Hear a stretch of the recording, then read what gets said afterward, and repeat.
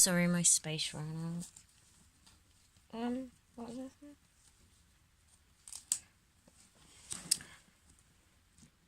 Yeah. Yes, obviously it's letting all like the sewage and stuff out. So I didn't go there. And walked up these couple of steps, and there was like two army men behind this wall, like looking over at the trees. I couldn't see anyone, but like on the other side of them trees is the sea. So like I thought like, oh, are you looking at ships or something? Keeping an eye out.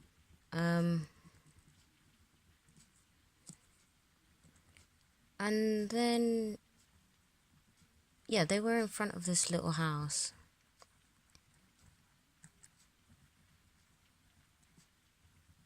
And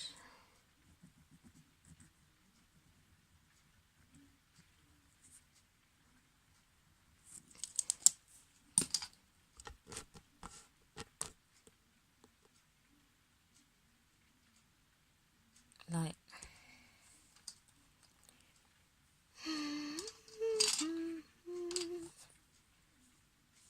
they were shooting,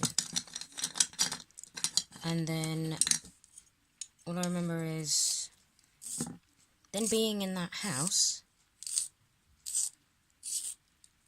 It has no doors or no windows.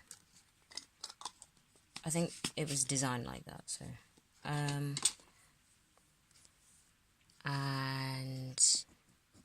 there was army men in there, and two of them put up like this wooden table to hide behind because they were getting enclosed on. And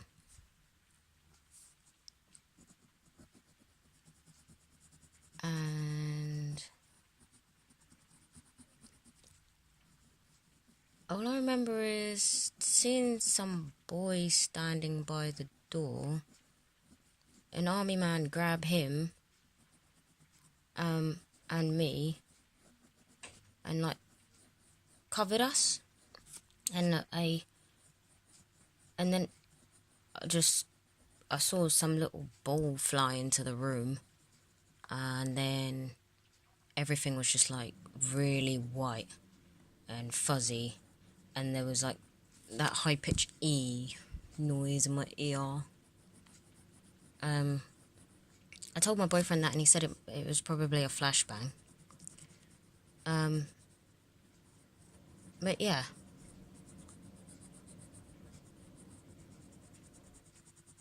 That's it for that one.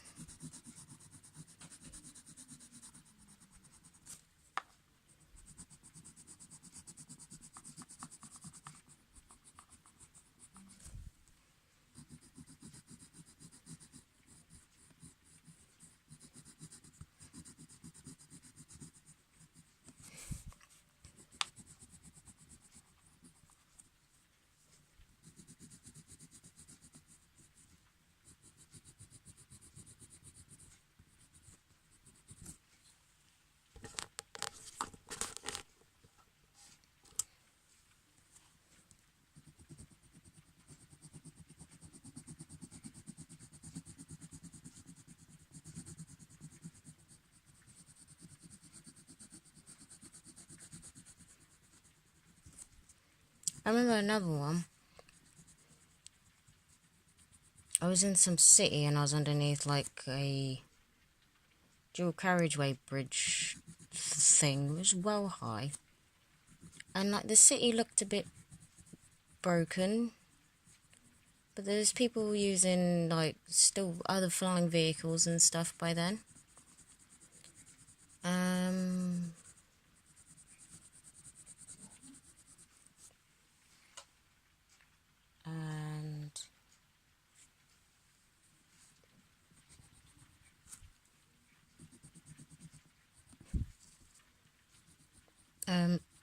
All I remember is then all of a sudden everything started kicking off. And then I was at this field, and there was like loads of people doing their things and stuff, and some people playing football and that. I mean, like training. And then I was looking at everything from above, and I saw myself standing there, obviously. And then I was like, oh, like, run, there's zombies, to everyone. And I was trying to tell them and everything. And then I was like, stood in, I don't actually know what they are. They have the power stuff, boxes and stuff, and they have fences around it, usually, normally. I was in one of them. On it. In it, on it. Inununani. And then...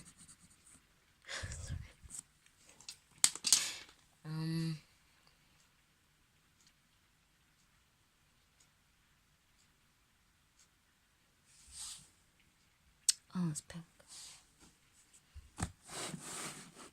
Then...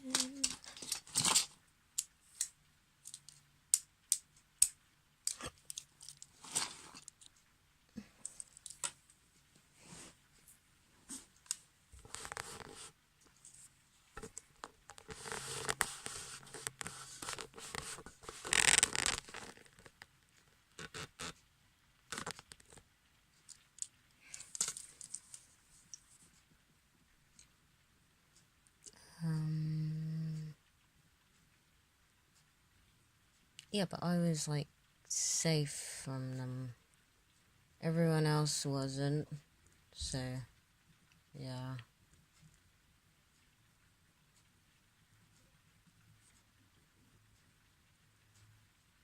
Well, this other dream.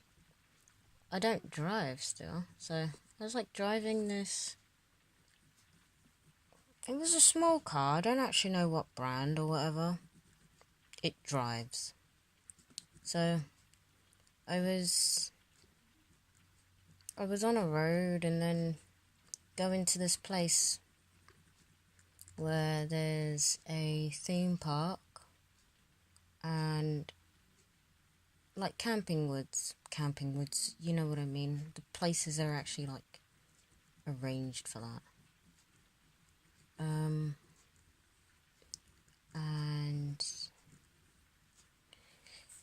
I like slowly crashed into this tree, got out, started walking around, ended up at that theme park, tried to walk back to the forest to try and find my way back home, and I couldn't. And so obviously I was like, alright, and then I called my boyfriend to see if his dad could pick me up, and it couldn't be done because apparently traffic, I don't know, so... And then I was like on this I don't actually know what it is. It's a lake, but it has beach sand. But some lakes do have that sand. So, I don't actually know what it was, where it was, or anything. Obviously not where it was. But,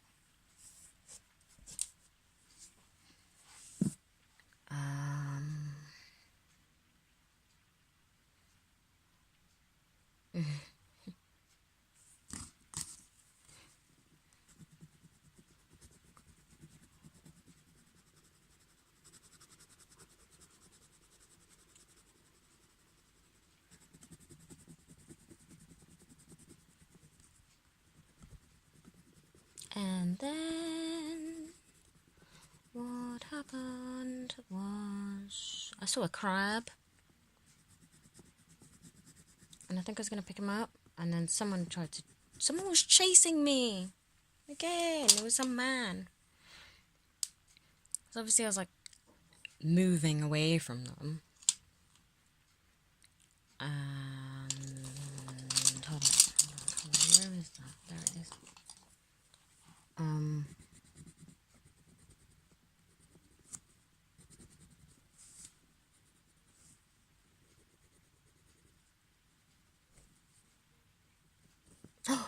Jeez. It doesn't matter.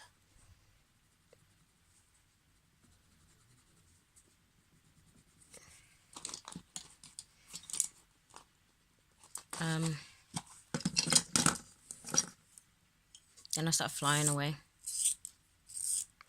And then I woke up. Oh my god, this is not a dream. When I was like in year 5, we went to somewhere called Horseshoe Lake. And it's short story thing. But like I was me and this girl called Ellie were partners in the task days and that, and we got on like this little surfboard thing. We had to row from one end of the lake to the other. I mean, one end and back, and like we didn't do it, but oh my god, it freaked me out so bad. We were next to these, like, I don't know what they are. They're not docks, are they? But it was over the lake. It was a long one, and our feet was obviously in the water, and like out of nowhere, like we know, well, I assume they're a fish, but I still have that fear of, well, you don't know, mate. You don't live down there, so. And that was still there. It always has been, so it freaked me out when, like, something swam past and they touched my foot. No. And I, like, instantly pulled my feet, like, legs up. And I was like, no, I'm not touching that. I'm not putting my feet back in that water.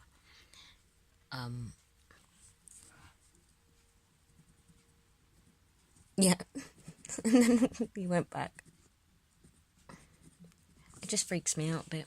Because I'm like, we saw bubbles. So yeah, I assume they were a fish. But yeah, I still get a bit funny about going in dark water, lakes, the sea, or even a pool if you turn the lights off. Because I can't see the bottom or around me, so it's sort of like, ooh, if I lived in that water, it wouldn't matter. But yeah, I'm good. Yeah, I'm good.